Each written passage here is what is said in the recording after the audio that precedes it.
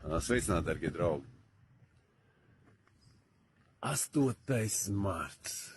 Kas tas tāds ir? Un daudz teiks, sieviešu diena, forši, mēs taču varam apsveikt sievietes, mēs taču varam apdāvināt viņas, bet jautājums ir, kāpēc tam ir vajadzīgs 8. marts?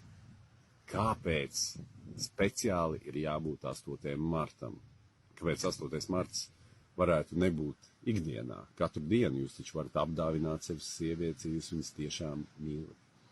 8. marts patiesībā ir pielūgsmes izveides instruments.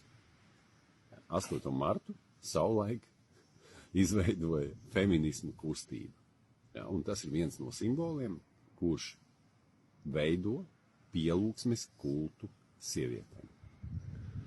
Un ko tad nozīmē šis pielūgsmes kults? Pielūgsmes kults nozīmē sieviešu egoismu palielināšanu, kaut kādas īpašas lomas pasvītrošanu. Kaut gan mums visiem zemes dzīvošiem cilvēkiem, gan vīrieši, gan sievieši iemiesojumos ir sava īpašā loma.